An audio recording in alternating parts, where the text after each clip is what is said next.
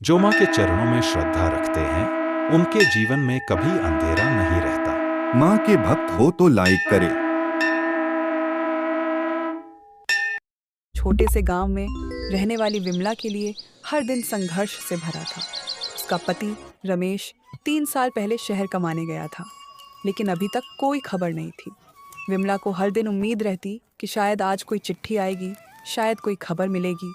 लेकिन समय बीतता गया और उसका इंतजार बढ़ता गया। अपने बच्चों मोहन और शीला के लिए विमला हर कठिनाई सह रही थी। कभी खेतों में मजदूरी करती तो कभी किसी के घर चौका बर्तन कर लेती। खाने के लाले पड़े थे, लेकिन वे हार नहीं मान रही थी। उसके बच्चे ही उसकी ताकत थे। मगर जब मोहन और शीला उसे रोते हुए देखते तो पूछ ही बैठते। माँ, पिताजी कब आएंगे? इस सवाल का जवाब देते हुए विमला की आंखें भर आती। वह चाहकर भी कुछ नहीं कह पाती, बस उन्हें गले लगाकर चुप करा देती। हर सुबह मंदिर जाकर वह मां दुर्गा की मूर्ति के सामने दिया जलाती और प्रार्थना करती। माँ, मेरी मदद करो, मेरे पति को जल्दी घर भेजो, अब सहन नहीं होता। नवरात्रि के दिन चल रहे थे। गांव में हर ओर भक्ति और भजन का माहौल था। विमला का विश्वास मां दुर्गा का व्रत रखे हुए है। एक रात जब वह मां दुर्गा की मूर्ति के सामने बैठी थी, हे माँ, मुझ पर कृपा करो, मेरे पति को घर जल्दी भेज दो। मां दुर्गा प्रकट हो जाती। विमला, डरो मत, तुम्हारी प्रार्थना सुनी गई है। तुम्हारे पति घर लौट आए हैं, घर जाकर तो देखो। विमला को विश्वास नहीं हुआ। क्या यह सपना था? क्या माँ दुर्गा सच में उससे बात कर रही थी? मां दुर्गा रमेश का रूप बनाकर घर पहुंचती है। बच्चों के लिए ढेर सारी मिठाई और कपड़े लेकर आ जाती है। बच्चे देखकर खुशी से झूम उठते हैं। इधर विमला घर आती है। विमला दौड़कर रमेश के पास गई। 3 साल का इंतजार और तकलीफ जैसे एक पल में मिट गए। उसने रमेश को कसकर पकड़ लिया। रमेश को देखकर बहुत ही खुश होती है। शाम को सभी साथ बैठकर खाना खाते हैं। इधर शहर में बहुत भटकने के बाद उसे सेठ गोपाल दास के कारखाने में काम मिल गया। लेकिन वहां पहुंचते ही रमेश को समझ आ गया कि यह कोई आम नौकरी नहीं थी। सेठ अपने मजदूरों को बंधुआ बना लेता था। न खाने की ठीक व्यवस्था थी, न रहने की। काम दिन रात करना पड़ता था और बदले में कुछ पैसे भी नहीं मिलते थे। जब रमेश ने घर जाने की बात की तो सेठ ने उसे धमकाया। अगर यहां से भागने की कोशिश की तो अंजाम बुरा होगा। मैं यहाँ कैसे रह सकता हूँ सेठ जी? मेरे बच्चे मेरा इंतजार कर रहे होंगे। यहां से भागने का ख्याल भी मत लाना। जो भी भागने की कोशिश करता है उसका अंजाम बहुत बुरा होता है। सेठ की आंखों में खौफ साफ झलक रहा था। रमेश ने डर से सिर झुका लिया। वह जानता था कि अगर उसने ज्यादा बहस की तो हालात और बिगड़ सकते हैं। क्या मैं सच में यहाँ हमेशा के लिए फंस गया हूँ? नहीं, मुझे किसी भी तरह यहाँ से निकलना होगा। बेटा, यहाँ जो एक बार फंस जाता है वो कभी बाहर नहीं जा पाता। मैंने कई लोगों को कोशिश करते देखा है, लेकिन कोई बच नहीं पाया। लेकिन ऐसा कब तक चलेगा बाबूजी? क्या कोई रास्ता नहीं है? रास्ता है, लेकिन बहुत खतरनाक। रमेश ने ठान लिया था कि वह किसी भी तरह इस नरक से बाहर निकलेगा। अब उसे सिर्फ एक सही मौका चाहिए था। कारखाने की धुंधली गलियों में अंधेरे की चादर तैर रही थी। हर दिशा में चुनौतियां छिपी थीं, पर रमेश के दिल में अपने परिवार के लिए बच निकलने की ठान थी। अगर आज हम सफल हुए तो मेरी दुनिया फिर से रोशन हो जाएगी। रमेश, समय अब आ गया है। सेठ की कड़ी नजरें हर जगह हैं। हमें एकदम चुपके से काम करना होगा। दिन ढलते ढलते जब कारखाने के आंगन में काम का जोर कम हो गया था, रमेश और अर्जुन ने पीछे की ओर स्थित एक पुराना गोदाम देखा, जहां से बाहर निकलने का रास्ता था। उस गोदाम में कुछ ऐसे मजदूर पहले ही इकट्ठा हो चुके थे जो सेठ के अत्याचार से तंग आ चुके थे।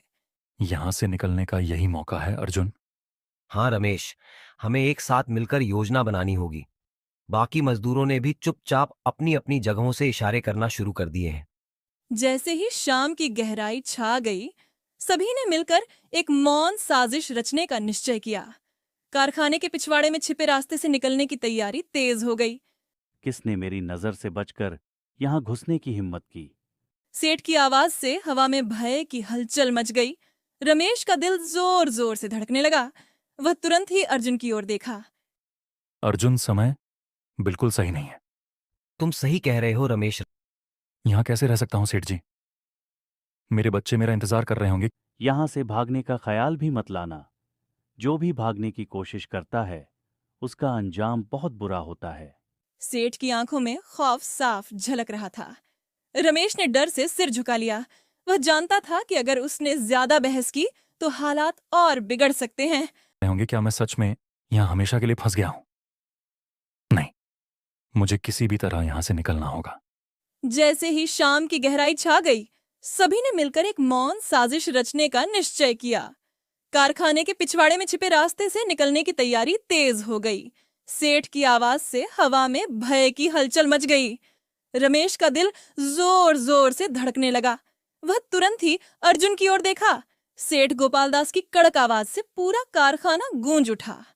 मजदूर डर से सहम गए, लेकिन रमेश और अर्जुन की आंखों में अब भी एक चमक थी, आजादी की चमक। कोई भी यहाँ से जिंदा बाहर नहीं जा सकता। जो भागने की कोशिश करेगा उसकी सजा मौत होगी। सेठ के गुंडे चारों तरफ तैनात हो गए। हर मजदूर की आंखों में डर साफ दिख रहा था। तभी अचानक हवा में एक अजीब सी हलचल हुई।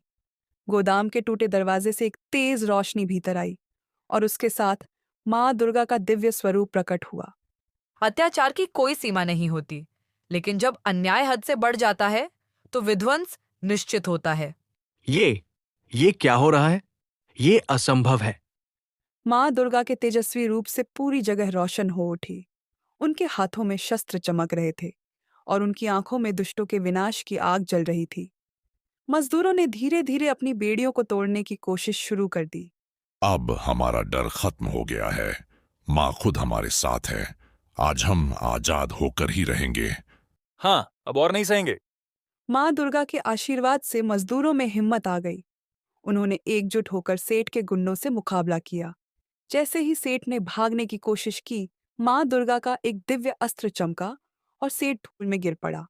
मुझे माफ कर दो, मुझसे बहुत बड़ी गलती हो गई। अन्याय की माफी नहीं होती। तूने न जाने कितनों का जीवन नष्ट किया है। अब तेरा अंत निश्चित है। जैसे ही माँ दुर्गा ने अपनी शक्ति से कारखाने के दरवाजे खोले, सारे मजदूर आजाद हो गए। आसमान में शंख और घंटियों की आवाज गूंज उठी। हम आजाद हैं। अब कोई सेठ हमें अपना गुलाम नहीं बना सकेगा। रमेश, अर्जुन और बाकी मजदूर खुशी से अपने घर की ओर लौटे। सेठ गोपालदास का साम्राज्य नष्ट हो चुका था। उस दिन के बाद से उस शहर में कभी कोई मजदूर बंधुआ नहीं बना। रमेश जब अपने गांव पहुंचा, उसकी पत्नी की नजर रमेश पर पड़ी तो चौंक गई। मेरे पति तो मेरे साथ हैं, तो ये कौन हो सकता है? तभी माँ दुर्गा असली रूप में आ जाती है। बेटी, मैं तुम्हारे मदद के लिए आई थी। अब मेरा समय समाप्त हुआ। मैं तुम्हें आशीर्वाद देती हूँ। तुम हमेशा खुश रहो। रमेश और विमला आशीर्वाद लेते हैं। माँ दुर्गा चली जाती है। महीनों बाद वह अपने परिवार के साथ था। उसकी पत्नी ने अपने आंसू पोंछते हुए पूछा, इतने दिनों बाद आए हो? विमला, मुझे माफ कर दो। मैं मजबूर था, लेकिन अब कभी छोड़कर नहीं जाऊंगा। विमला ने मन ही मन माँ दुर्गा का धन्यवाद किया। उनके आशीर्वाद से उसका परिवार फिर से एक हो गया था। अब उसकी दुनिया पूरी थी।